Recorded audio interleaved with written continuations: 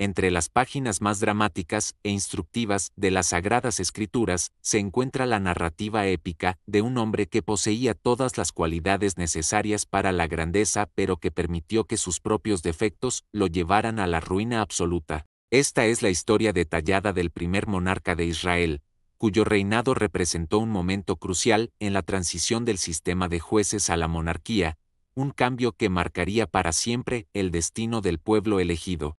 Para comprender plenamente la magnitud de esta historia, primero debemos situarla en el contexto histórico de la época. Israel había vivido bajo el sistema de jueces durante aproximadamente 300 años, desde la conquista de Canaán. Fue un período caracterizado por ciclos repetitivos.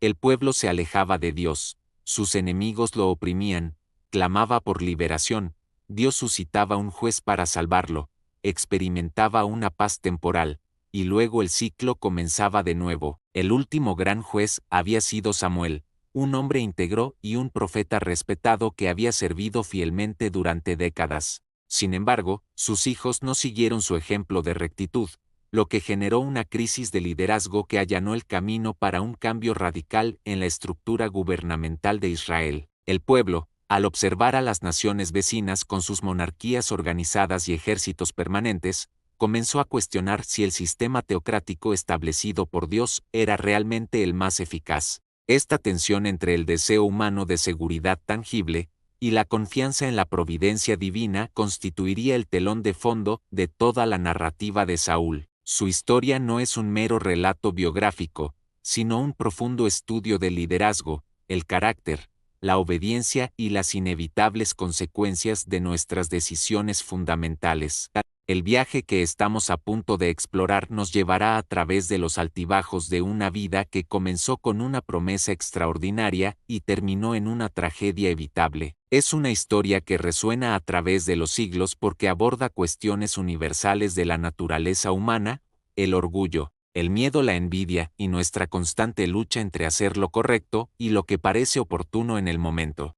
En las rocosas y áridas colinas de la tierra de Benjamín, la más pequeña de las tribus de Israel, vivía un hombre de considerable prosperidad y respetabilidad llamado Cis. Su familia pertenecía a la línea Matri, y se había consolidado como una figura prominente en su comunidad gracias a su integridad personal y perspicacia para los negocios. Cis poseía considerables rebaños de ganado, tierras fértiles y, lo más importante, había criado una familia respetada por sus vecinos. Entre sus hijos, uno destacó de forma extraordinaria. Saúl no solo era físicamente imponente, destacando entre todos los hombres de su generación, sino que también poseía una presencia natural que atraía la atención allá donde iba. Su noble apariencia no solo era fruto de una genética favorable, sino que también reflejaba una educación esmerada y una exposición a responsabilidades desde joven. Había aprendido a administrar el negocio familiar, a tratar con respeto tanto a ricos como a pobres, y a demostrar la cortesía que se esperaba de alguien de su posición social. El carácter de Saúl en su juventud mostró señales prometedoras. Era conocido por su generosidad con los necesitados, su disposición a ayudar a los vecinos necesitados y su tendencia a evitar conflictos innecesarios. También había demostrado valentía física en ocasiones, defendiendo la propiedad familiar de bandidos y protegiendo a viajeros vulnerables cuando era necesario. Estas cualidades, combinadas con su imponente apariencia, lo convirtieron en una figura admirada en su comunidad. Sin embargo, incluso en esta temprana etapa de su vida, ya era posible observar algunos rasgos de personalidad que posteriormente se volverían problemáticos. Saúl tendía a impacientarse cuando las cosas no salían como esperaba. En ocasiones mostraba signos de orgullo, sobre todo al recibir elogios por su apariencia o habilidades. Y, quizás lo más significativo, a veces tomaba decisiones basándose más en lo que los demás pensarían de él que en lo que él sabía que era correcto. El incidente que cambiaría para siempre el curso de su vida comenzó de forma bastante mundana. Algunos burros de la familia, animales valiosos en la economía ganadera de la época, se habían extraviado en los campos y colinas de la región. Estos animales no solo eran un medio de transporte, sino que también representaban una riqueza considerable y eran esenciales para el trabajo diario de la granja. Su pérdida podría afectar gravemente las finanzas familiares. Como padre responsable y hombre práctico, Quis decidió enviar a su hijo más capaz a buscar a los animales perdidos. Saúl estaba acompañado por un sirviente experimentado y leal, alguien que conocía bien la zona y que podría ser útil tanto en la búsqueda como compañero durante lo que podría ser un viaje largo y difícil. La búsqueda los llevó a través de diversas regiones montañosas y valles, atravesando los territorios de varias tribus israelitas. Visitaron mercados locales, interrogaron a pastores y viajeros, siguieron pistas falsas y recorrieron kilómetros de terreno accidentado. Pasaron días sin rastro de los animales perdidos. La frustración crecía, no solo por la falta de éxito, sino también por la creciente preocupación de que su prolongada ausencia causara ansiedad en casa. Fue cuando consideraban seriamente regresar con las manos vacías que el sirviente hizo una sugerencia que cambiaría el curso de la historia israelita. Había oído hablar de un hombre de Dios en el pueblo cercano, alguien conocido por su sabiduría y, aún más importante, por su capacidad para recibir revelación divina en asuntos prácticos. Quizás este hombre podría guiarlos para encontrar los burros perdidos. Esta sugerencia reveló tanto la fe sencilla del siervo como la disposición de Saúl a buscar ayuda espiritual cuando los recursos humanos resultaban insuficientes. Era una característica que, en ese momento de su vida, demostraba humildad y reconocimiento de que existían limitaciones a lo que podían lograr solos. En la ciudad donde residía el profeta Samuel, el ambiente estaba cargado de expectación divina. El anciano siervo de Dios había recibido, la noche anterior, una revelación que cambiaría no solo su vida, sino también el destino de toda la nación israelita. El Señor le había hablado con claridad, informándole que al día siguiente un hombre de la tribu de Benjamín vendría a él, y que este hombre sería ungido como príncipe de Israel. Samuel, con su cabello blanco y décadas de experiencia profética, comprendió el peso de esta revelación. Había presenciado los ciclos de fidelidad y apostasía del pueblo, había orado intensamente contra la demanda popular de un rey, y ahora se preparaba para participar en la transición más significativa en la historia gubernamental de Israel. Su obediencia a la voluntad de Dios, incluso cuando entraba en conflicto con sus preferencias personales, demostró la madurez espiritual que lo capacitaba para este momento crucial. Cuando Saúl y su sirviente llegaron cerca de la ciudad, se encontraron con unas jóvenes que regresaban de sacar agua del pozo, una escena típica de la vida cotidiana de aquella época. Estas jóvenes, familiarizadas con los movimientos y actividades de los líderes locales, confirmaron que el vidente se encontraba en la ciudad y participaría en una ceremonia de sacrificio en el lugar alto, el lugar tradicionalmente utilizado para el culto comunitario antes de la construcción del templo en Jerusalén. El uso del término vidente es significativo aquí, ya que refleja la comprensión popular de la función profética en aquella época. Los profetas eran respetados no solo como líderes espirituales, sino también como individuos capaces de percibir realidades que escapaban a la visión común. Servían de puente entre el mundo visible y el invisible, interpretando la voluntad divina para situaciones prácticas, y guiando al pueblo en asuntos tanto espirituales como temporales. Lo que Saúl jamás imaginó fue que su búsqueda de las asnas perdidas lo había llevado exactamente a donde Dios quería que estuviera. Esta es una poderosa ilustración de cómo la providencia divina obra en circunstancias aparentemente ordinarias para cumplir propósitos eternos. Las preocupaciones cotidianas de Saúl se convirtieron en el medio por el cual Dios lo guió hacia su destino. Incluso antes de que pudieran localizar a Samuel, el profeta ya los estaba esperando. La revelación divina había sido tan específica que pudo reconocer de inmediato cuál de los dos hombres era el elegido. Este reconocimiento instantáneo se basó no solo en características físicas impactantes, sino en una confirmación espiritual interior que Samuel experimentó en el momento en que sus ojos se cruzaron con los de Saúl. La bienvenida de Samuel a Saúl fue extraordinaria e intencionada. Lo condujo al lugar del sacrificio, le dio un lugar de honor entre los distinguidos invitados y le sirvió una porción especial de carne que había sido reservada con antelación. No se trataba de una hospitalidad cualquiera, sino de un reconocimiento público, aunque aún inexplicable, de la especial importancia del joven visitante. La porción especial de carne tiene un profundo significado simbólico en la cultura israelita. Era costumbre reservar las mejores partes del sacrificio para personas de mayor importancia o para ocasiones especiales. Con ello, Samuel señalaba públicamente, aunque de forma enigmática, que Saúl tenía un estatus especial ante Dios. Los demás invitados sin duda notaron este inusual honor, lo que generó expectación sobre la identidad y la importancia de este joven desconocido. Tras la cena ceremonial, Samuel preparó un alojamiento especial para que Saúl pasara la noche. Esta hospitalidad prolongada no solo fue una cortesía,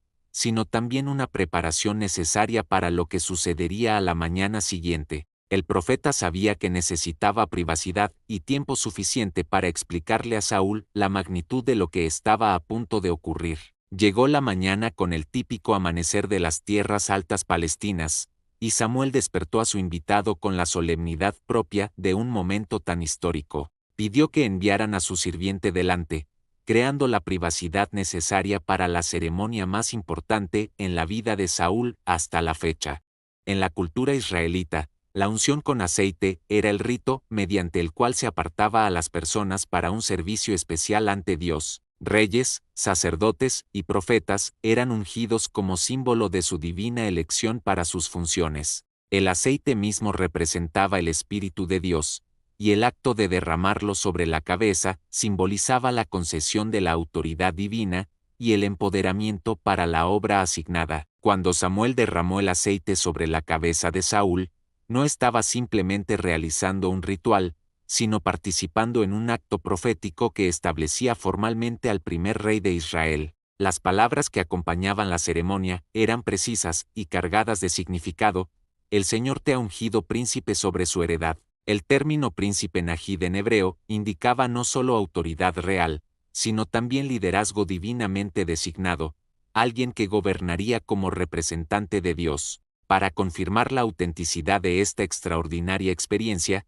Samuel profetizó 3 señales específicas que se manifestarían durante el viaje de regreso de Saúl. Estas señales no eran coincidencias, sino evidencia sobrenatural de que lo sucedido era genuinamente divino. La primera señal serían 2 hombres cerca de la tumba de Raquel, quienes informarían a Saúl sobre los burros que habían encontrado y la preocupación de su padre. Este detalle es significativo porque demuestra que Dios conocía las preocupaciones prácticas que habían llevado a Saúl a ese lugar y les daría una solución. La segunda señal ocurriría en el roble de Tabor, donde 3 hombres, camino a Betel, le ofrecerían pan. Betel era un importante centro de culto, y el hecho de que hombres viajaran allí con ofrendas demostraba la continuidad de la vida religiosa en Israel. Su disposición a compartir con Saúl indicaría el favor divino sobre él.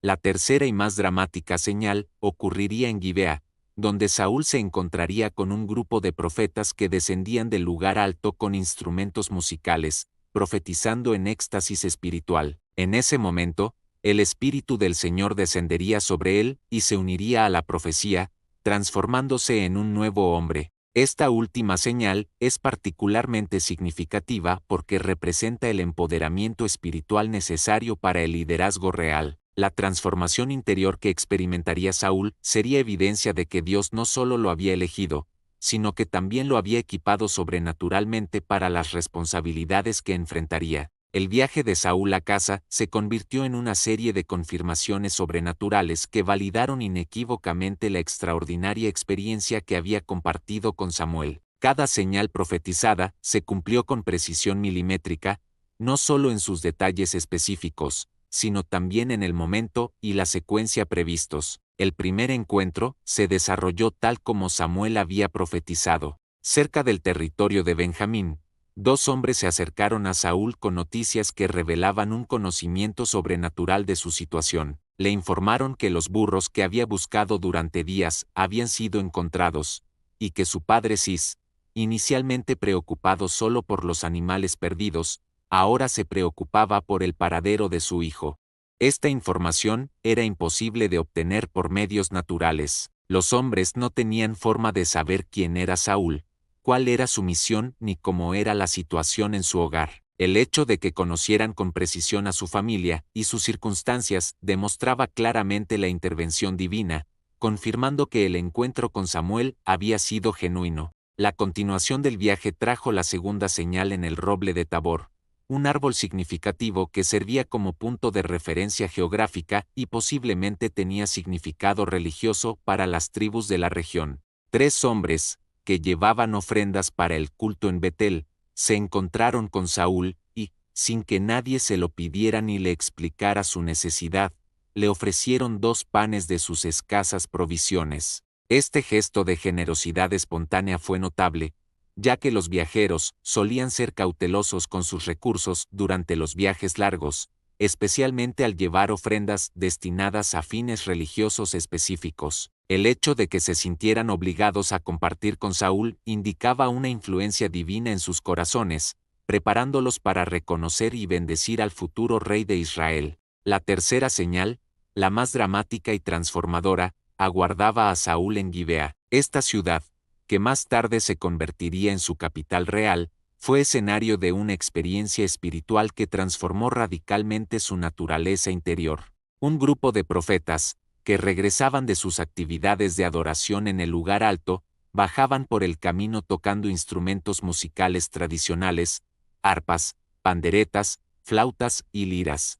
Estos profetas no eran figuras aisladas ni excéntricas, sino parte de un movimiento espiritual organizado que Samuel había desarrollado para mantener viva la conciencia de Dios en Israel. Viajaban en grupos, combinando la música, la oración y la proclamación profética como una forma de ministerio itinerante. Su presencia en diversas comunidades sirvió para fortalecer la fe del pueblo y mantener una conexión activa con el mundo espiritual. Cuando Saúl se acercó a este grupo, ocurrió algo extraordinario. El Espíritu del Señor descendió sobre él con poder, y comenzó a profetizar junto con ellos. Esto no fue una imitación externa de su comportamiento, sino una auténtica experiencia espiritual que le permitió participar de la misma comunicación divina que ellos experimentaban. La transformación fue tan evidente y radical que quienes conocían a Saúl desde la infancia quedaron perplejos. Se preguntaban qué habría sido del hijo de Cis, un joven al que habían visto crecer en circunstancias normales y que ahora demostraba capacidades espirituales que nunca antes había manifestado. Sus comentarios curiosos y a veces escépticos dieron origen a un dicho popular que se extendió rápidamente por la región: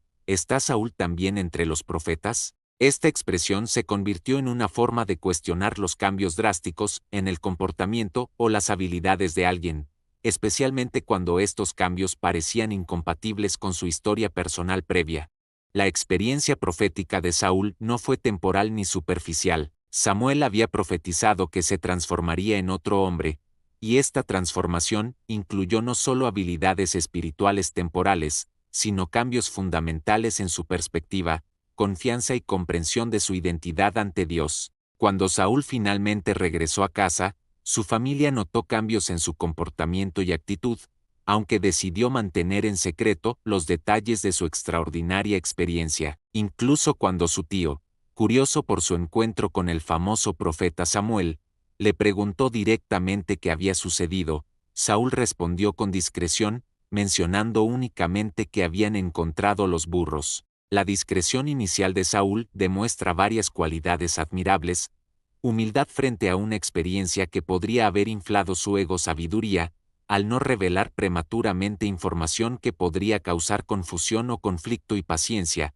al esperar el momento apropiado para hacer revelaciones públicas. Sin embargo, su reserva también pudo haber reflejado su propia necesidad de procesar internamente la magnitud de lo que había experimentado. Pasar de joven pastor de ovejas a rey ungido de Israel en cuestión de días fue una transición psicológica y emocional enormemente desafiante que requirió tiempo para asimilarlo por completo.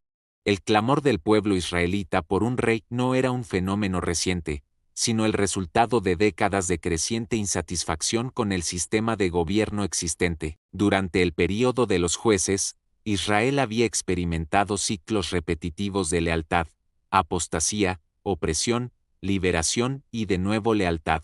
Esta inestabilidad política y espiritual había generado ansiedad nacional sobre la seguridad y la identidad como nación. Las naciones vecinas habían establecido monarquías con ejércitos permanentes, estructuras administrativas organizadas y un liderazgo consistente que proporcionaba estabilidad interna y respeto internacional. En contraste, Israel a menudo parecía desorganizado, vulnerable a ataques externos y carente de una unidad nacional efectiva. La situación se había tornado particularmente crítica durante los últimos años del ministerio de Samuel. Aunque él mismo era un líder recto y respetado, sus hijos Joel y Abías, a quienes había nombrado jueces en Beerseba, se habían corrompido, aceptaron sobornos, pervirtieron la justicia y utilizaron sus cargos para beneficio propio, creando un escándalo público y minando la confianza en el sistema judicial. Los ancianos de Israel, representantes de las diversas tribus, se reunieron en Ramá para confrontar a Samuel sobre esta crisis de liderazgo. Su petición fue directa e inequívoca: constitúyenos un rey que nos juzgue, como todas las naciones. Esta exigencia representaba más que un cambio administrativo, era un rechazo fundamental al sistema teocrático que Dios había establecido para gobernar a su pueblo elegido. Al principio, a Samuel le disgustó esta petición, no por orgullo personal, sino porque comprendía sus profundas implicaciones espirituales. Presentó el asunto al Señor en oración, buscando guía sobre cómo responder a una exigencia que parecía contradecir los principios fundamentales de la relación especial entre Dios e Israel. La respuesta divina fue sorprendente y reveladora: escucha la voz del pueblo en todo lo que te digan, porque no te han rechazado a ti, sino a mí, para que no reines sobre ellos. Dios instruyó a Samuel para que advirtiera al pueblo de las consecuencias de tener un rey humano, pero también para que accediera a su petición si persistían. Samuel explicó diligentemente al pueblo los derechos reales que solicitaban. El monarca tomaría a sus hijos como soldados y para trabajos forzados a sus hijas como sirvientas domésticas, sus mejores tierras para recompensar a sus funcionarios, una décima parte de su grano y viñedos para mantener a su corte y a sus mejores sirvientes y ganado para uso real.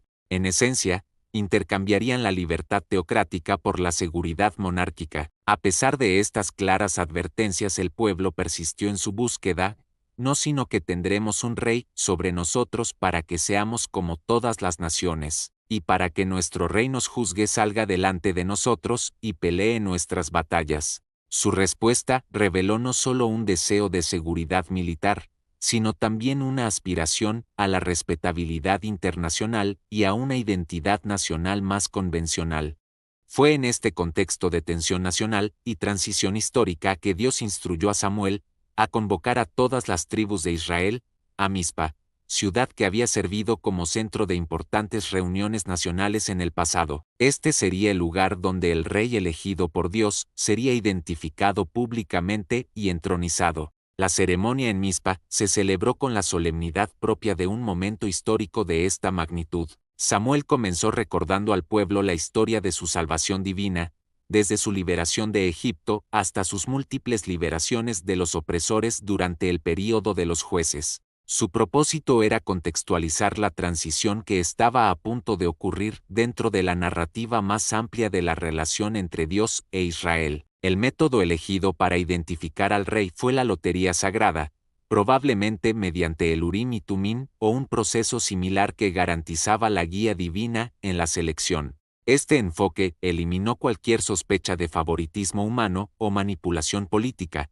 demostrando claramente que la elección era divina, no el resultado de ambiciones personales ni facciones políticas. El proceso de selección fue gradual y drástico. Primero, la suerte recayó en la tribu de Benjamín, la más pequeña de las tribus israelitas. Esta elección fue sorprendente porque Benjamín carecía del prestigio militar de Judá ni de la prominencia religiosa de Leví. La selección de una tribu pequeña demostró que Dios no eligió basándose en el poder humano ni en la importancia política convencional.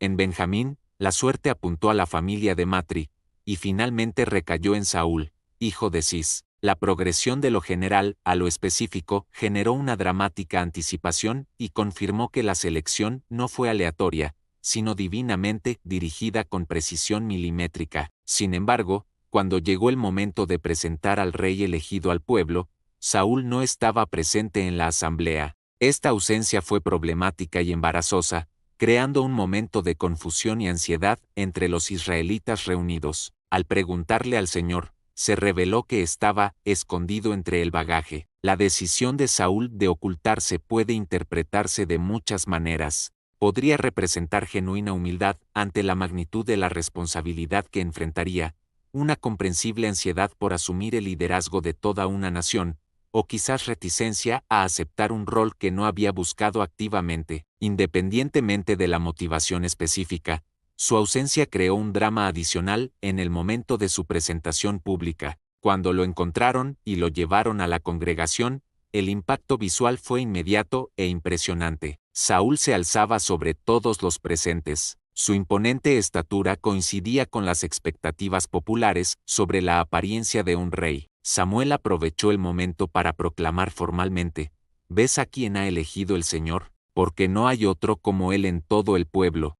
La respuesta del pueblo fue entusiasta y unánime: ¡Viva el rey! Este grito de aclamación marcó oficialmente el nacimiento de la monarquía israelita y el inicio de una nueva era en la historia nacional. El joven que había abandonado su hogar buscando burros perdidos era coronado como el primer rey de Israel. Samuel, demostrando sabiduría administrativa, estableció de inmediato el marco legal para el nuevo reino, explicó al pueblo las leyes del reino y las registró en un libro que se depositó ante el Señor. Esta documentación garantizó que tanto el rey como el pueblo comprendieran sus derechos y responsabilidades mutuos, sentando así las bases legales para el gobierno monárquico. Tras la ceremonia, Samuel envió al pueblo de regreso a sus hogares, y Saúl regresó a Gibea, que se convertiría en su capital. Significativamente, lo acompañaron hombres valientes cuyos corazones Dios había tocado, lo que indica que su liderazgo ya contaba con el apoyo de personas de calidad que reconocían la mano divina en su selección. Sin embargo, no todos estaban contentos con la decisión. Algunos hijos de Belial se burlaron de Saúl, cuestionando su capacidad para salvarlos y negándose a honrarlo con los regalos tradicionales. Esta oposición inicial presagió los desafíos futuros que Saúl enfrentaría para unificar a un pueblo fragmentado por siglos de gobierno tribal descentralizado. La respuesta de Saúl a esta crítica inicial fue admirable. En lugar de reaccionar con enojo o buscar represalias inmediatas, hizo oídos sordos, demostrando sabiduría y autocontrol que auguraban un futuro prometedor como líder nacional. La primera prueba real de liderazgo de Saúl como rey llegó aproximadamente un mes después de su coronación, en forma de una crisis internacional que amenazó no solo a una ciudad israelita, sino el honor y la seguridad de toda la nación. La situación involucraba a Anás el Amonita, un brutal líder militar que había establecido un patrón de conquistas violentas en la región de Transjordania. Los amonitas eran descendientes de Lot, sobrino de Abraham, y por lo tanto tenían una conexión ancestral lejana con Israel. Sin embargo, esta relación familiar no había dado como resultado relaciones pacíficas. Por el contrario, los amonitas a menudo mostraban hostilidad hacia los israelitas, compitiendo por territorio y recursos en la región al este del río Jordán. Naas había sitiado Jabes de Galaad, una ciudad de importancia estratégica que controlaba rutas comerciales vitales en la región de Galaad. La población de la ciudad inicialmente resistió el ataque,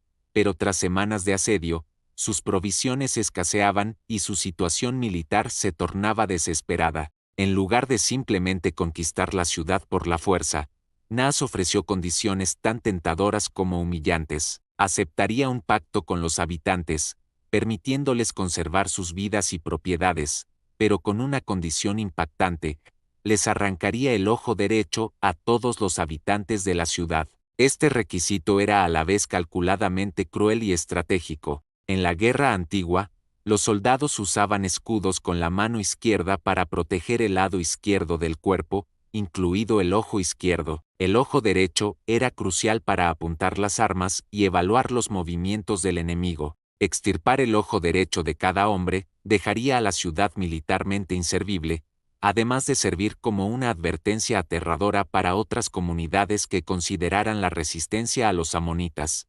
Naas explicó explícitamente su motivación: esta mutilación sería un oprobio para todo Israel. Su objetivo iba más allá de la conquista local. Pretendía humillar públicamente a toda la nación israelita, demostrando su impotencia ante sus enemigos y cuestionando la eficacia de su nuevo sistema monárquico. Los ancianos de Jabes de Galaad se encontraron en una situación insostenible. Aceptar las condiciones significaría una desfiguración permanente y la humillación nacional. Negarse significaría la destrucción total de su ciudad y la muerte de sus familias. Desesperados, negociaron una tregua de 7 días para buscar ayuda, prometiendo entregar la ciudad si no llegaba en ese plazo. Naas accedió a esta solicitud de tiempo adicional, probablemente porque estaba seguro de que Israel carecía de la capacidad militar o de liderazgo organizado para responder eficazmente a su amenaza. El nuevo rey aún no había demostrado competencia militar,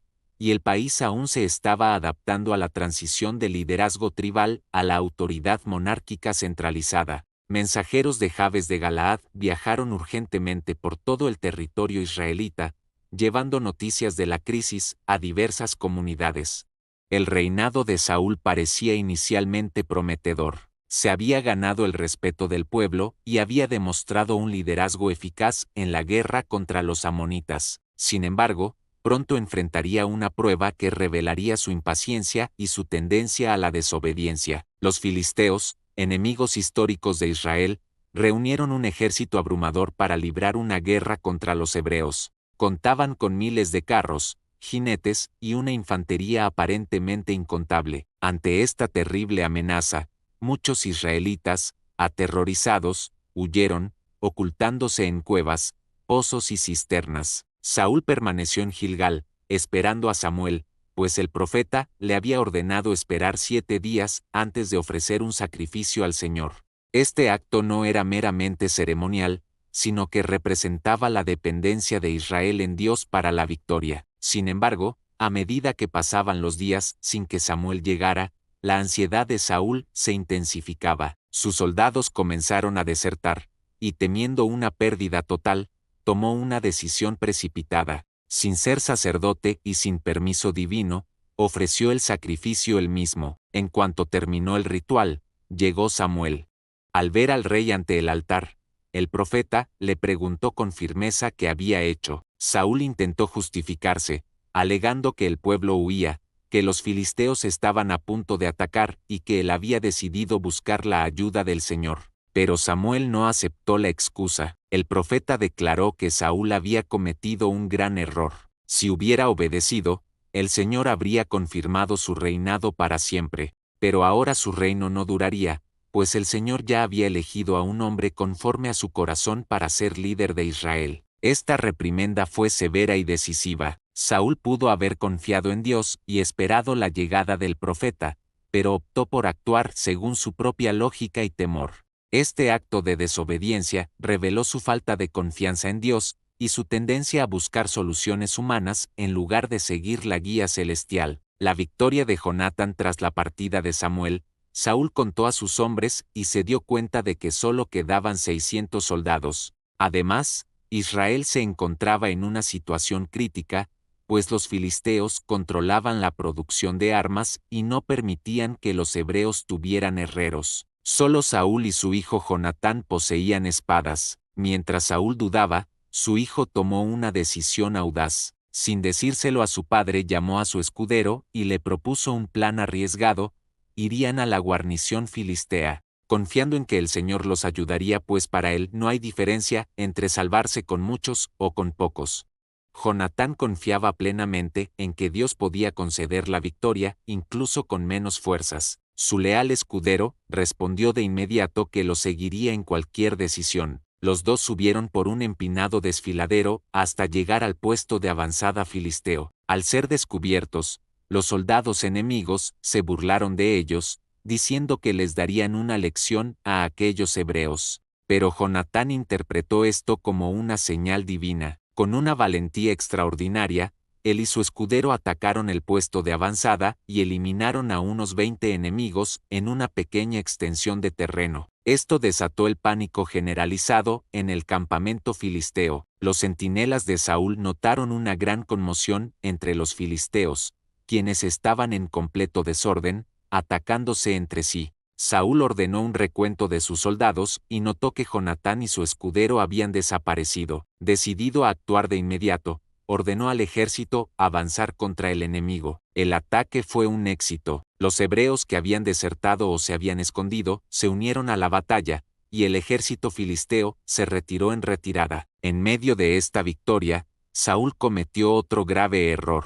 Hizo un juramento precipitado, ordenando que nadie comiera hasta que los filisteos fueran derrotados por completo. Su ejército, exhausto, tuvo que luchar todo el día sin comer, lo que los debilitó considerablemente. Sin saber del juramento de su padre, Jonatán encontró miel en el suelo y la comió. Sus ojos brillaron de alegría y se sintió renovado. Al oír la orden de Saúl, respondió que su padre había causado problemas al pueblo, pues si hubieran comido, habrían derrotado a los filisteos por completo. La imprudencia de Saúl resultó en una victoria incompleta, permitiendo que muchos filisteos escaparan. Más tarde, cuando consultó al Señor sobre la posibilidad de continuar persiguiendo a sus enemigos, no recibió respuesta. Al darse cuenta de que algo andaba mal, echó suertes para descubrir quién había roto su juramento. El resultado apuntó a Jonatán, quien admitió haber comido miel. Saúl declaró que debía morir, pero los soldados intervinieron, argumentando que Jonatán había logrado la victoria ese día y no podía morir. El pueblo salvó a Jonatán, y Saúl abandonó la persecución. La prueba final, la desobediencia total. Saúl continuó expandiendo las fronteras de Israel, ganando batallas contra numerosos enemigos. Sin embargo, llegó el momento en que Dios lo pondría a prueba definitivamente. Samuel le dio al rey una orden directa del Señor.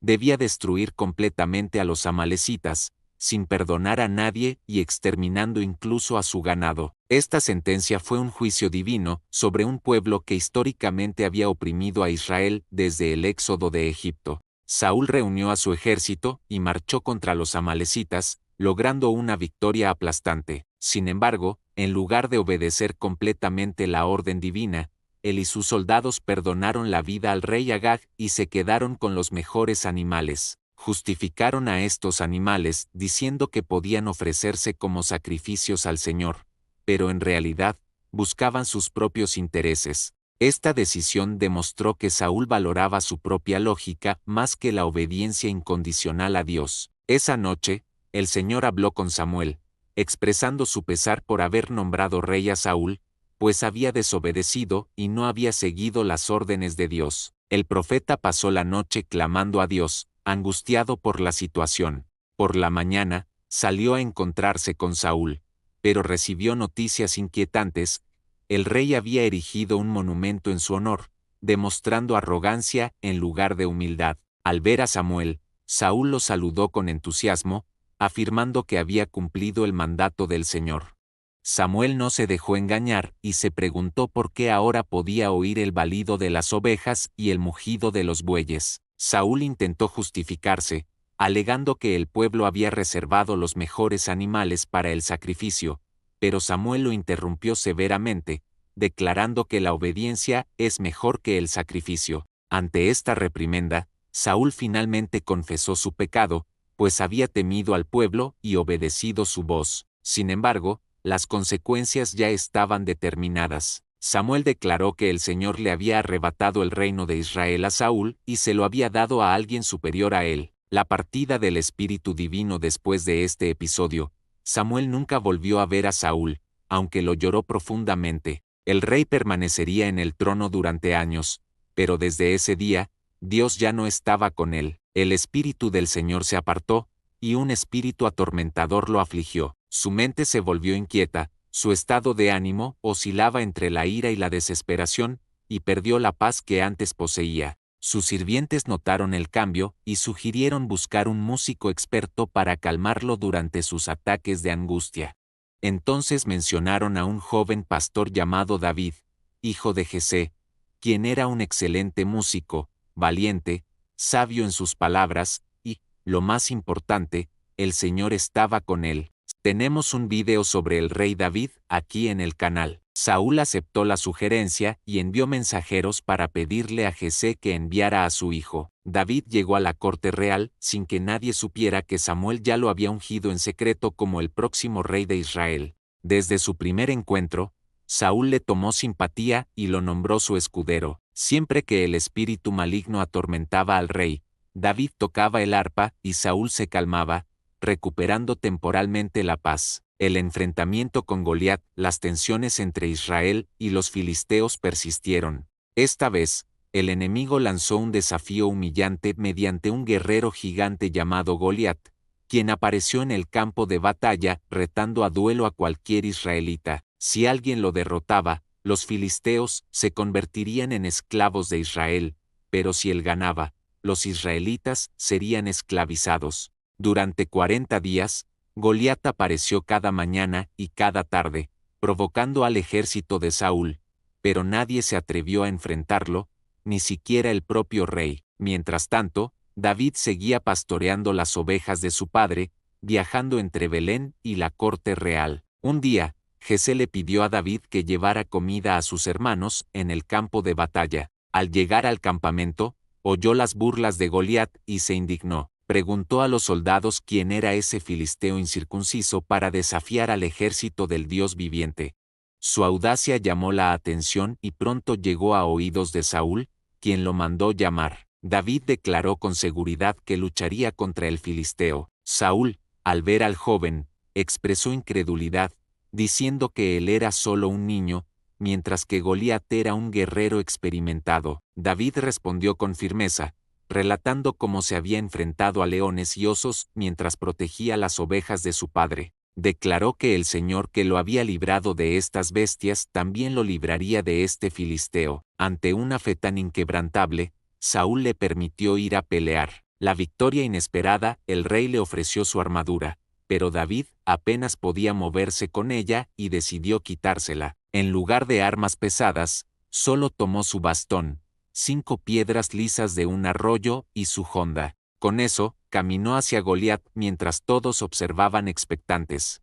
La amistad entre David y Jonatán, hijo de Saúl, fue creciendo. Jonatán reconoció que David había sido elegido por Dios, y, a pesar de ser el heredero natural al trono, hizo un pacto con él, prometiéndole lealtad. Cuando se hizo evidente que Saúl planeaba matar a David a cualquier precio, Jonatán le advirtió. Durante una reunión secreta en el campo, los dos amigos se despidieron entre lágrimas.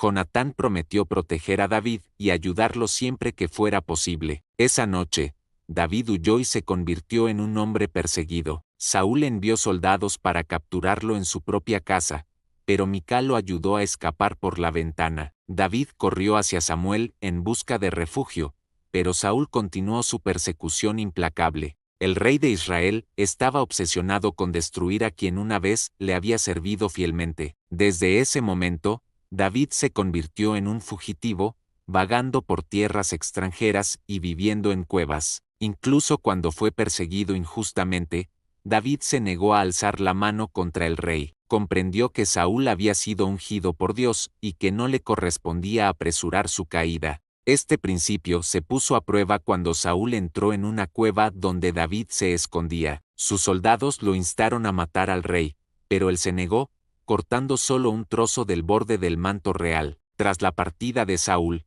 David se rebeló a distancia, demostrando que pudo haberlo matado, pero decidió perdonarlo. Saúl, conmovido, reconoció la rectitud de David y declaró que sabía que sería rey. Sin embargo, incluso después de este breve respiro, su envidia regresó y la persecución se reanudó. El final trágico: Saúl, cada vez más desesperado, sintió que sus fuerzas se desvanecían. Dios ya no le hablaba, ni por medio de profetas ni en sueños. Mientras los filisteos se preparaban para un gran ataque contra Israel, sabía que enfrentaría su mayor batalla sin la guía divina.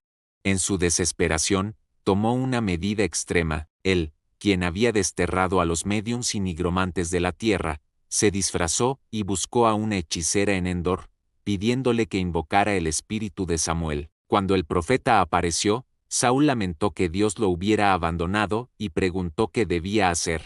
La respuesta de Samuel fue dura: si Dios se había apartado de él, ¿por qué lo cuestionaba? El Señor le había arrebatado el reino de las manos y se lo había dado a otro. Al día siguiente, él y sus hijos estarían muertos, e Israel caería ante los filisteos. Al oír esto, Saúl se desplomó exhausto. Al día siguiente, los filisteos atacaron, el ejército israelita fue aplastado y los soldados huyeron. Los hijos de Saúl fueron asesinados uno a uno, incluyendo a Jonatán. Gravemente herido por flechas, reticente a ser capturado y humillado, ordenó a su escudero que lo matara. Cuando el joven se negó aterrorizado, Saúl desenvainó su propia espada y se abalanzó sobre ella. Al día siguiente, los filisteos encontraron su cuerpo y el de sus hijos. Para humillarlo aún más, le cortaron la cabeza y colgaron su cuerpo en los muros de Bet-San.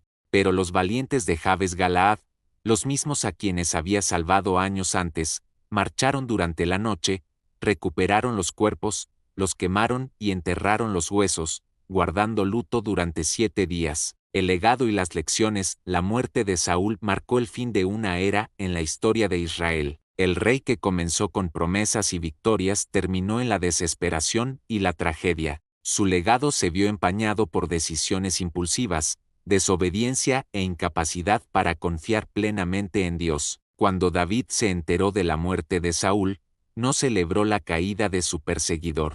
Rasgó sus vestiduras en señal de duelo y lloró por Saúl y Jonatán, componiendo un lamento que resonaría por generaciones. Reconoció los errores de Saúl, pero respetó el hecho de que había sido ungido por el Señor. La historia de Saúl nos enseña poderosas verdades sobre el liderazgo y la obediencia. No basta con ser llamado, hay que obedecer constantemente. Su caída no fue repentina, sino el resultado de pequeñas desobediencias acumuladas con el tiempo. Cada decisión que tomaba sin buscar la guía divina lo alejaba aún más de su propósito original. El contraste entre Saúl y David se hizo evidente.